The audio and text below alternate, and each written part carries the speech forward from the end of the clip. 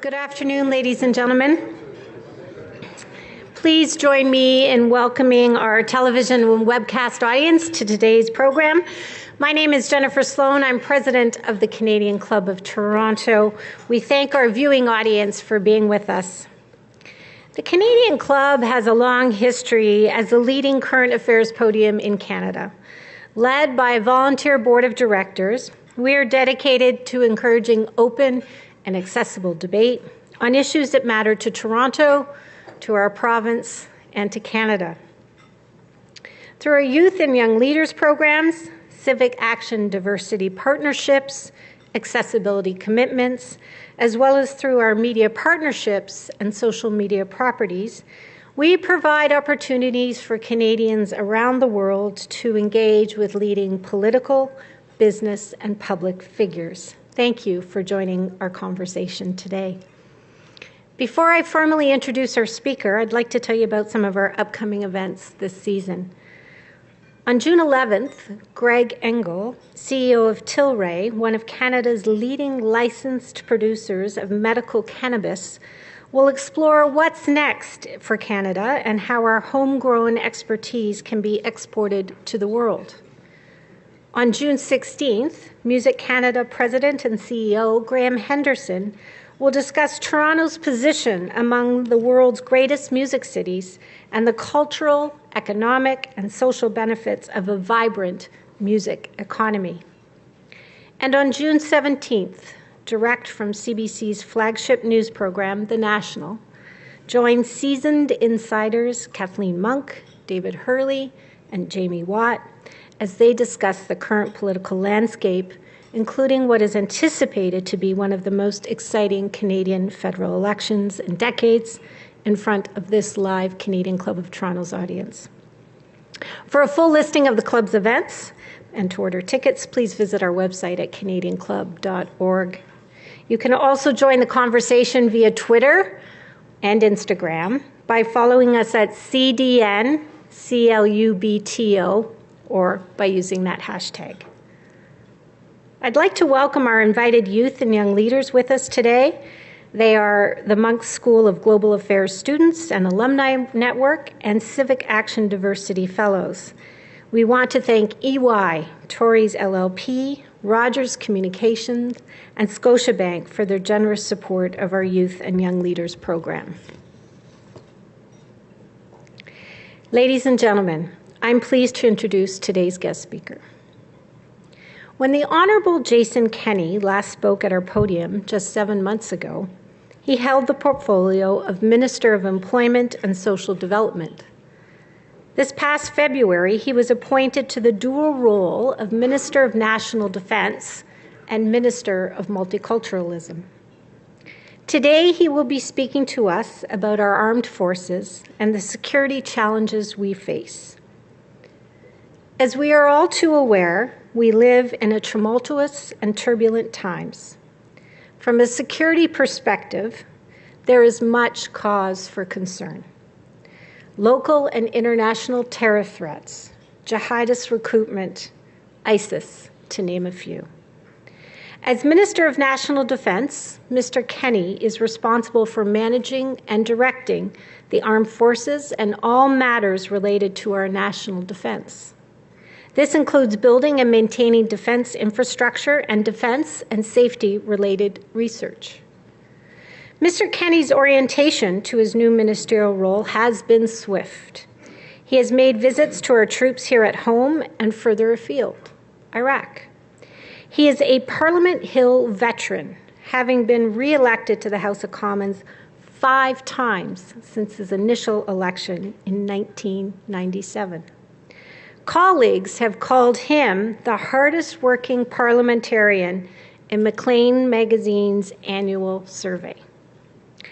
His long list of federal involvement may bear this out. He has the distinction of being Canada's longest-serving Minister of Citizenship and Immigration, a role he held from 2008 to 2013. He was then appointed Minister of Employment and Social Development and Minister for Multiculturalism before taking on his new title.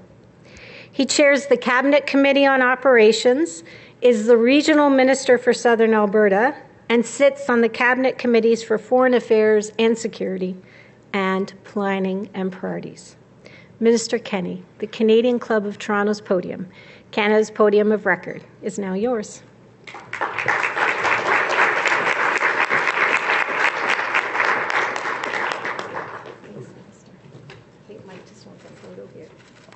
Thank you. Well, thank you very much. It's great to be back to the Canadian Club for a three-peat, three ministries and three invitations to this podium of record in Canadian public affairs. So thank you, merci infiniment au Club canadien de votre hospitalité à nouveau, de l'occasion à parler des enjeux très importants à notre sécurité nationale et celle du monde aujourd'hui. It's a real pleasure to be back with you today to speak about national security threats that are facing Canada and indeed the entire world. And let me begin by saying, well, I'm still relatively new to the defense portfolio. I'm hardly new to the tradition of military service because my family has been engaged in the defense of the Crown in North America since way back in the American Revolutionary War. They were on the side of the United Empire Loyalists. In fact, I had ancestors in the War of 1812 and the Fenian raids.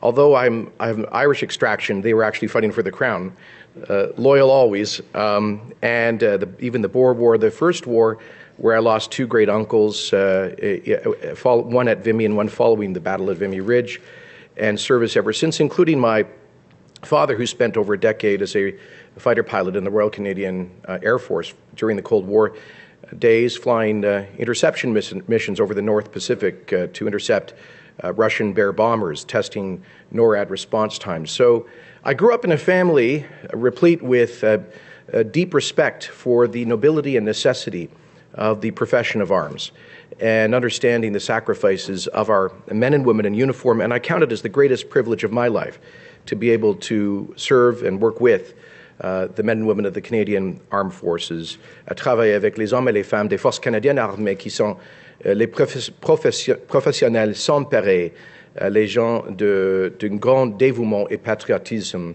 et compassion. So I come to this post with that background, recognizing that Canada has always been a responsible defender of humanitarian values, of the belief in human dignity, in human freedom, in democracy and human rights. In fact, just 7 decades ago last month, troops from the Canadian First Army helped to liberate the Nazi concentration camp at Bergen-Belsen, where they encountered survivors of Hitler's Holocaust. And just 2 weeks ago, I was in Holland with the Prime Minister to join with the Dutch people in thanking Canadians, still 7 decades and 3 generations later, thanking Canadians for their liberty, as we, of course, as the Canadian First Army liberated the Netherlands in April of 1945. In fact, during that trip, I will never forget visiting the main Nazi transit camp for Dutch Jews, out of whom 100,000 Dutch Jews, including Anne Frank, were sent eastward to the extermination camps such as Auschwitz and Birkenau. And I stood there with 2 survivors of the Shoah, who had, one of whom was at the camp when it was liberated in April of 1945 by Canadian troops, with one of the Canadian troops who liberated the camp. I will never forget her turning to Chip Goodman, our 89-year-old Canadian vet, and saying, all we could do in this camp was to hope and pray and wait for our liberation. And you arrived. You were our liberators. You saved our lives. That is the finest tradition of the Canadian Armed Forces, a tradition I believe that our military carries on to this very day. This speech is billed leading in dangerous times, Canadians, the armed forces, and security challenges. And indeed, they are dangerous times. We can see this all across the world, that there is an arc of violence spreading from West Africa all the way to Southeast Asia, which every single day claims dozens and sometimes hundreds of new victims. You know, I regret that in our Western media coverage, sometimes I think there is an implicit prejudice that when victims of such terror in developing countries are killed in bombings and in attacks, it often doesn't even warrant front-page treatment. When we see attacks in Paris against an editorial office or in Copenhagen or in Brussels against the Jewish Museum, quite rightly, these events attract our attention, as did the two terror attacks in Saint-Jean-sur-Richelieu and Ottawa in October of last year. But just imagine, every single day, there are brutal attacks from Boko Haram in Nigeria against those who don't share their twisted ideology. Dozens of churches that have been bombed, thousands of victims claim, hundreds of girls rendered sexual slaves by that nihilistic organization. Or we can move to East Africa and see the deprivations of Al-Shabaab, which just a few weeks ago attacked a college in Kenya and rounded up the Christian students and slaughtered over 140 of them for the crime of having a different faith. Or we can go north to Libya and see what organizations affiliated with Daesh, the so-called ISIL, have done in recent weeks, beheading dozens of Coptic Christians and Ethiopians, again, for the crime of refusing to abandon their faith. And we can see the same kinds of deprivations throughout the Middle East, al-Nusra in Syria, and of course ISIL, or ISIS, the so-called Islamic State in Iraq and Levant, which has launched a campaign of genocidal terror against the innocent civilians of Syria and Iraq, the ancient Mesopotamia. And I'll come back to that in a moment. But further east, we can see the Taliban terror organizations in Afghanistan that won't be satisfied until they can obliterate every school that teaches girls and every civil society organization that does not share their twisted ideology. To the Deobandi terrorists in Pakistan, who just last week slaughtered over 100 Ismaili Shia Muslims in Karachi, and before that attacked churches earlier this year, and before that have targeted Shia and Sufis and others who do not share their ideology, all the way down to Southeast Asia, through Indonesia to the very southern tip of Philippines in Mindanao, where Abu Sayyaf, which now affiliates itself with ISIL, in December of last year blew up a school bus, killing dozens. This arc of violence, so, sometimes I think from our perspective here in this prosperous Western country, we sometimes see these laterally, peripherally, and we don't connect the dots. But they are all motivated by a similar kind of dystopian vision of imposing a kind of 7th century political ideology on innocent civilians who do not share that view, and to use violence both as an end and as a means. And, of course, the most deprived manifestation of this is found with Daesh, with ISIL itself, in the ancient lands of Mesopotamia. Often people in the developed West talk about the rights of indigenous people, and quite rightly so. Let us remember that the primary victims of the most disproportionately affected victims of ISIL in Iraq and Syria are the indigenous people of that region, are the indigenous people of Mesopotamia, are the Assyrians, for example, and Yazidis and others, small minority communities who have had a presence there for thousands of years, who speak languages that they have spoken there for thousands of years, whose homes and communities have been there for millennia. And yet, Daesh, ISIL, seeks to wipe them off the face of the earth, not just for the future, but indeed they seek to reverse history in obliterating any trace, any archaeological sign, any buildings, any monuments associated with those ancient Mesopotamian civilizations. So they seek not to project their violence into the future, but in fact, perversely, into the past. And this, of course, we observe all of this, and we know that Canada, as a middle power, does not have the capacity, and nor would it be, frankly, prudent, for us to seek to confront everywhere this arc of violence.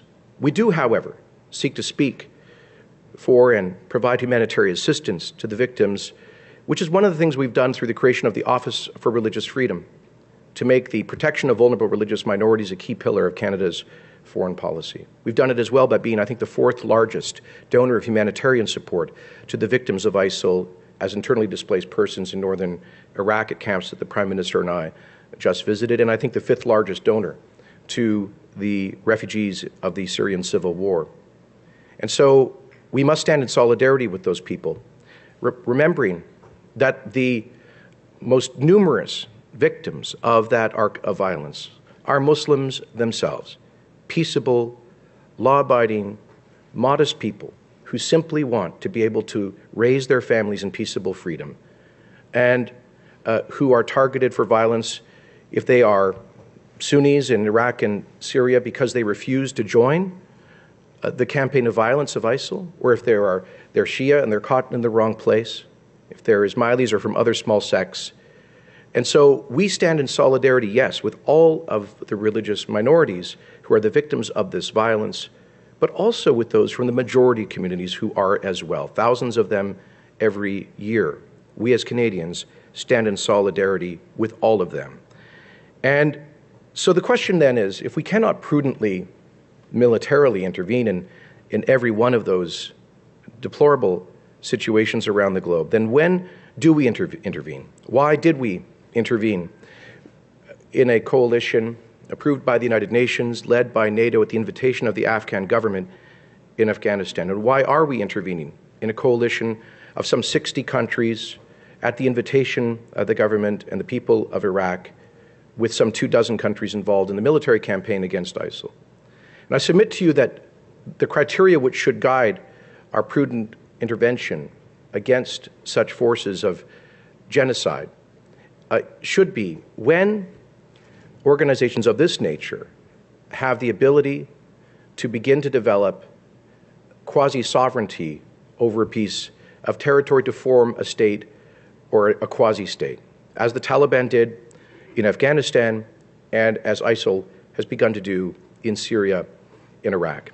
I invite you to cast your minds back to last August and September, when every day ISIL was gaining new territory in Iraq, claiming new victims, wiping out villages, claiming hundreds of new sexual slaves as young as the age of 8.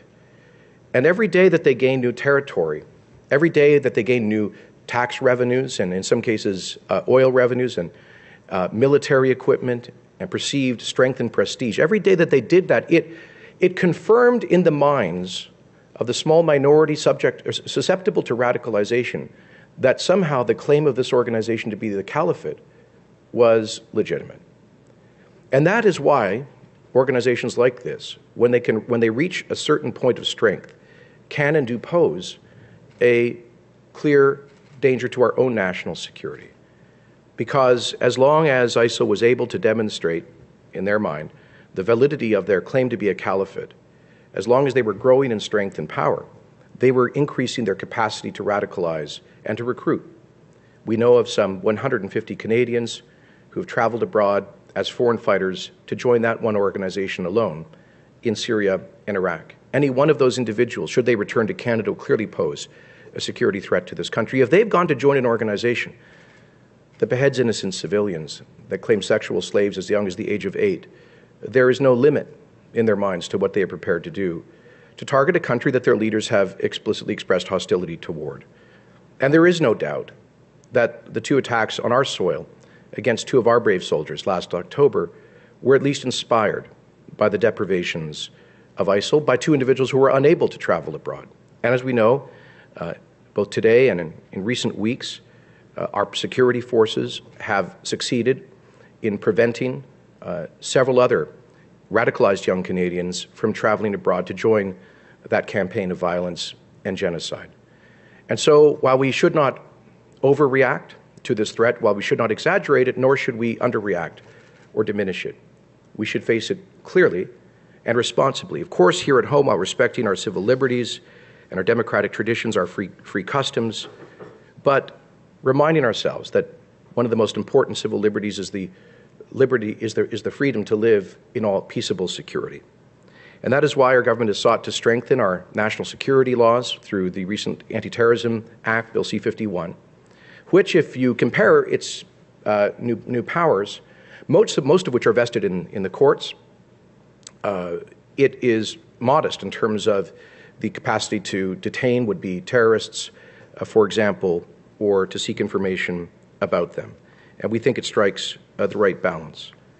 But our military, as I said, has a role to play as well. When we see organizations of this nature able to develop the power to project their violence as quasi-state actors and able to radicalize and recruit from around the world. And that is why we have deployed the Canadian military at the invitation of the people and government of Iraq. And by the way, when I say the people and government of Iraq, we know that the political system in Iraq is imperfect and flawed. And the Prime Minister and I met just 2 weeks ago with Prime Minister al-Abadi to discuss their efforts, encourage them in their efforts to create unity across all sectarian and confessional and ethnic lines in Iraq, unity in confronting ISIL and this existential threat. And we continue to do so. But fundamentally, there is unity of purpose in Iraq, an amazingly diverse country, between Arabs and Kurds, Sunnis and Shia, people of all political, ethnic, and religious currents against this threat of ISIL. And so they have invited Canada and in fact, through the United Nations, any friendly country, to assist them in degrading the capabilities of ISIL, as we have done. And so through the initial deployment, which was extended by the government this spring and confirmed through a recent vote in the House of Commons, we have deployed assets of the Royal Canadian Air Force, 6 CF-18 Hornet jet fighters, 2 recently modernized Aurora surveillance aircraft, and 1 Polaris refueling aircraft, which are providing critical support to the mission there, integrating the capabilities of this organization. As I said, remember last September and August, when it seemed that this organization might be unstoppable, when it was on the gates of Baghdad and claiming new territory every day. While there have been setbacks, even some recently, fundamentally, ISIL has lost territory, lost strength, lost personnel since the international military coalition came to bear in the autumn of last year. In fact, our CF-18s have flown, as of last week, some 570 sorties. Our aerial refueler, the Polaris, has delivered some 8.8 million pounds of fuel to coalition aircraft, and our upgraded Aurora patrol planes have conducted some 160 reconnaissance missions. And in the last week, I can tell you that the pace of activity of our Air Force has been particularly high in trying to support Iraqi security forces in their operations against ISIL. At the same time, as you know, we have deployed some 69 Special Operations Forces personnel to assist the Kurdish Peshmerga around Erbil in northern Iraq in helping them to defend the hundreds of thousands of internally displaced persons who fled Daesh's campaign of genocide, particularly on the Nineveh plains in and around the city of Mosul. And I can tell you, having been there again with the Prime Minister a couple of weeks ago, how extraordinarily grateful the Kurdish people and government and the Peshmerga militia are for the professionalism and the expertise being transferred to them by our special operators, many of whom acquired tremendous capabilities and experience during their time in Afghanistan. And so we have helped those militia who just last year were without significant training or equipment. We've also helped to provide them with the provision of equipment so that they can now, as I say, not just defend their own communities, but the hundreds of thousands of Iraqi IDPs who have fled behind their lines. And so I believe that what we are doing is within the best traditions of Canada. While I was in Erbil, while I was in Kuwait at the Royal Canadian Air Force Base, named, by the way, after l'adjudant Patrice Vincent, qui a été tué dans l'acte terroriste à Saint-Jean-sur-Richelieu en octobre dernier, j'ai vu nos CF-18 juste après que le Canada a mené une mission avec 6 forces aériennes des Alliés contre une quarantaine des cibles de les soi-disant État islamique. Ils ont frappé toutes les cibles avec succès, sans dommages collatéraux. So I can tell you that our Air Force pilots are regarded as some of the best. And when I was on the tarmac there in Kuwait, I saw the CF-18 Hornets lined up just in front of 8 Danish F-16s, Dutch F-16s, aircraft from other coalition countries, by the way, which transcend, who have been deployed there by governments that transcend the political spectrum. It seems to me that to suggest that Canada should just sit this out when the governments of most of our historic allies are contributing to this defense of the Iraqi people is not consistent with the best Canadian traditions. If the Dutch socialist government, the Danish socialist government, the Labour Party of the United Kingdom, the socialist government of France, if the governments of Australia and New Zealand, and virtually every government in the Middle East believes that there is an obligation to participate in this security mission, it would be contrary to Canada's traditions not to participate. And so we are doing our part, and it is not to say that this will be an easy mission. Of course, there are and will be setbacks. That is to be expected in any military encounter, and there are, of course, inherent risks. But we believe that Canada is making an important difference.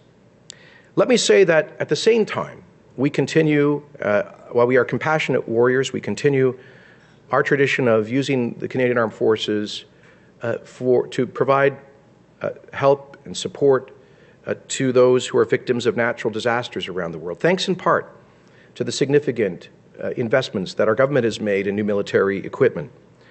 You know, I ask you to cast your minds back to December, just after Christmas, 2004, when the tsunami hit Southeast Asia, claiming tens of thousands of victims. The government at that time struggled to respond. At first, there was no response. And then there was a decision made to perhaps deploy Canadian military, the Disaster Assistance Response Team, to Southeast Asia to assist with disaster relief. But Canada had no strategic airlift capability. We had to effectively beg and borrow from other countries in order to be able to load equipment and personnel to take them that long distance. And nothing was available. So the government set out 40-year-old C-130 Hercules aircraft that had to turn around over the Pacific because of equipment problems. It took us nearly 2 weeks to get Canadian personnel and equipment on the ground in Southeast Asia following the tsunami. Compare that to what happened following the terrible Nepalese earthquake recently. Within a couple of hours of that terrible disaster, I was able to contact the chief of our defense staff and say that I don't think we should wait for more information. I think we should begin pre-deploying our humanitarian and then disaster assistance response teams from the Canadian Armed Forces, knowing what appeared to be the scale of the devastation. And so, almost immediately following my direction, the Royal Canadian Air Force at CFB Trenton began loading up one of the 5 C-17 Globemasters acquired by this government, enormous and expensive pieces of equipment which previous governments refused to acquire, very deliberately.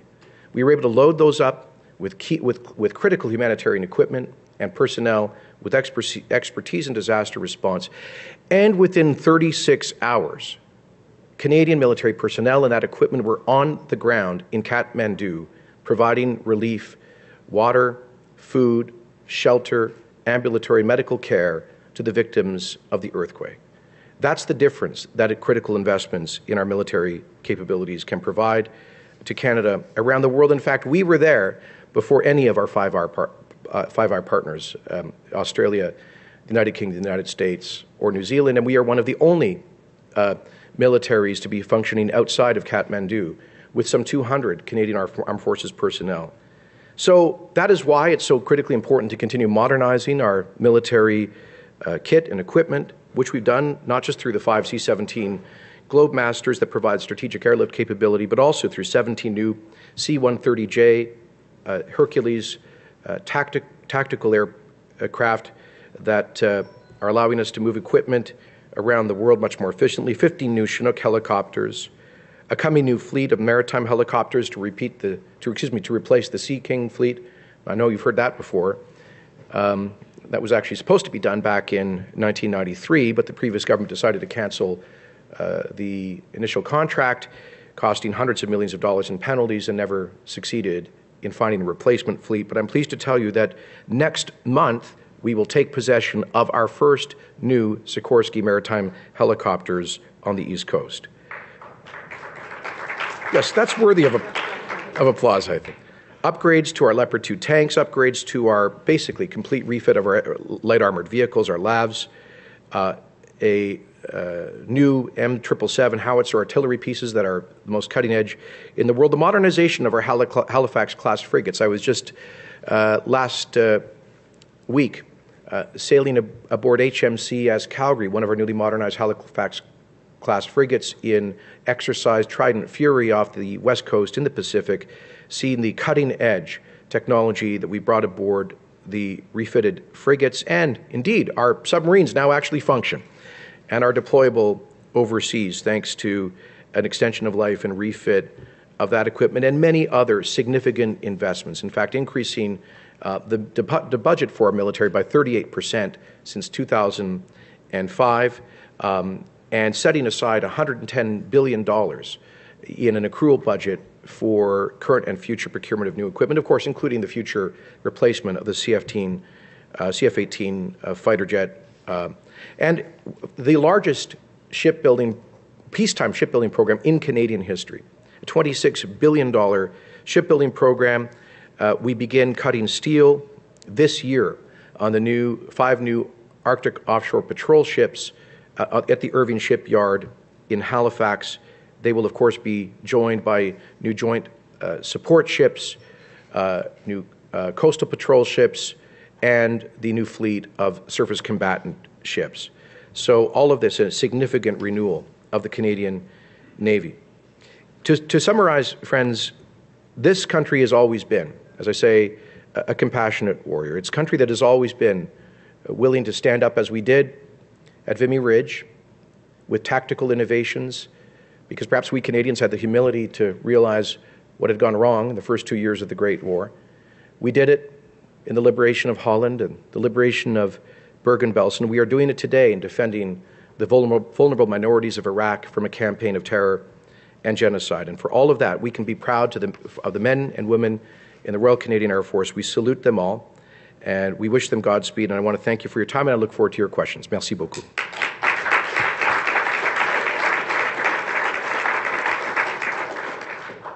I do take questions, right? Sure. Danny. So, Mr. Kenney, just in connection with your recent trip to Iraq, and obviously this issue arising now with the U.S. elections and at the top of people's mind, kind of a path forward with all of that baggage and that history. Do you find with this new leadership there that there's a real will and an ability to unite the country more than recent history? In Iraq? Yes, absolutely.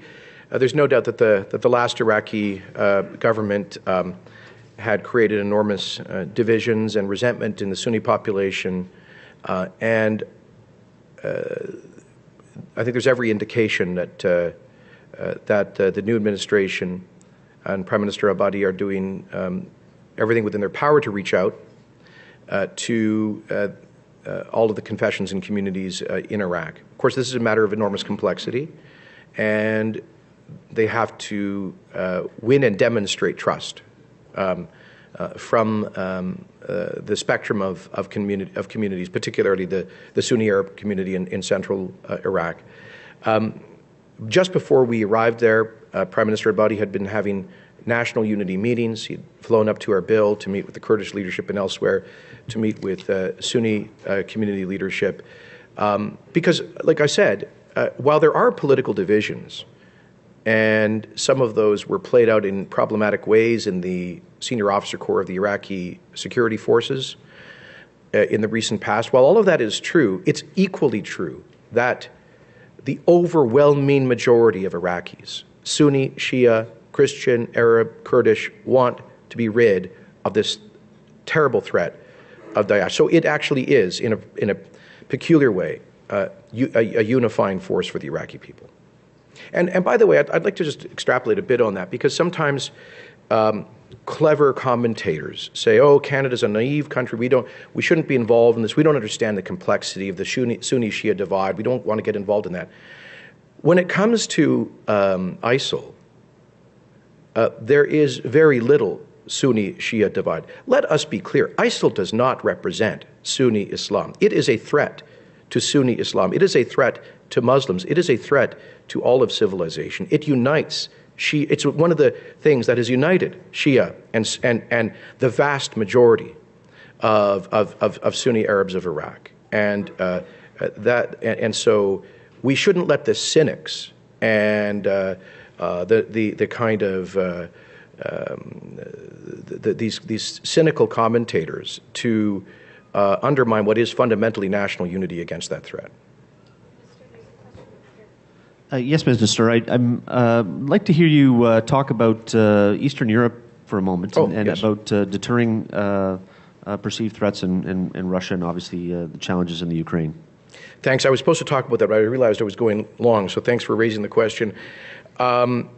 So another very real potential threat with which we must contend is obviously the growing aggression of Vladimir Putin's foreign policy, including most obviously his de facto invasion of Ukraine, including his expropriation of Crimea, which we will never recognize.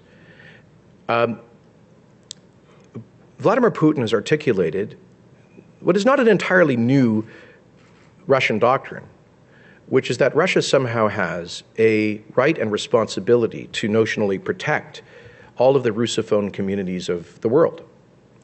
And this, if you're living in Lithuania, Latvia, Estonia, many of the smaller states in Southeast Europe, Eastern Poland, parts of Hungary, if you're living in any of those areas, this constitutes a real threat to you. And he's demonstrated that this is not a rhetorical threat, this is not an exaggerated threat, it is a real violent threat for the people of Eastern Ukraine and Crimea.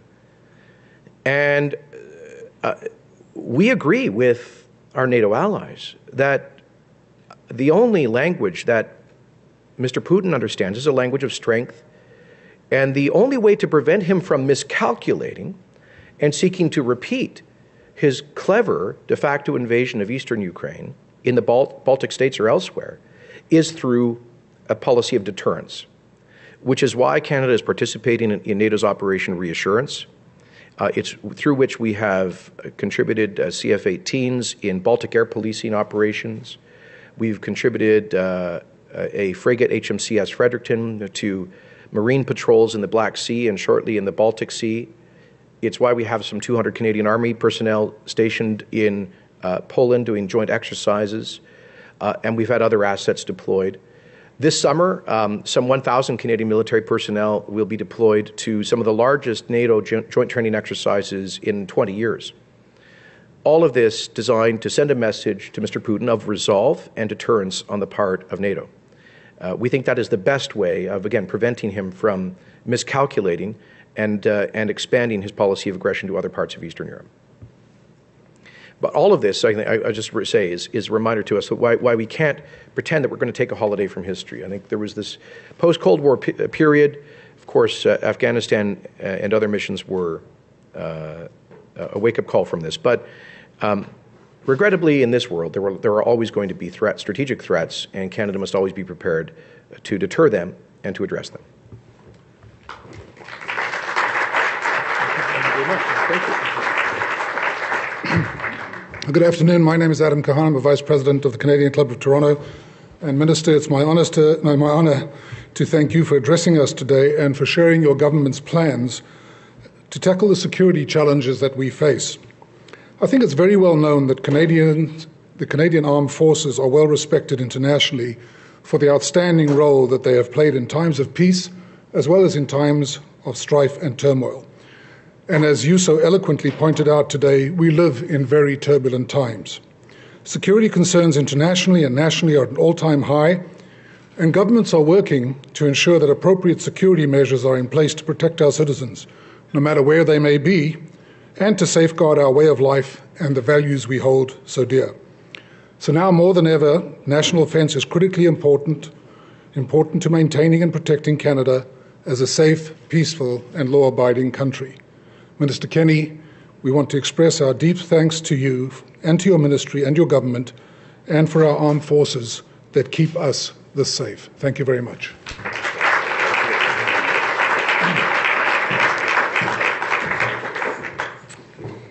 Thank you, Adam. And again, Minister, thank you so much. You've been so supportive of the club, and we very much appreciate each and every time you visit. And as Danny has said, please come back next season. Before I adjourn today's meeting, I'd like to draw your attention to the event survey card we've placed on each of your tables. We'd very much appreciate your thoughts and comments about today's luncheon. The feedback is always appreciated. This concludes our program today, which will be broadcast on Rogers TV in the days to come. We're grateful to Rogers TV and 680 News for their continuing promotion of Canadian Club events. To learn more about our club, please visit us at www.canadianclub.org. Ladies and gentlemen, thank you for being an attentive, welcoming audience today for the Minister. Our meeting is now adjourned.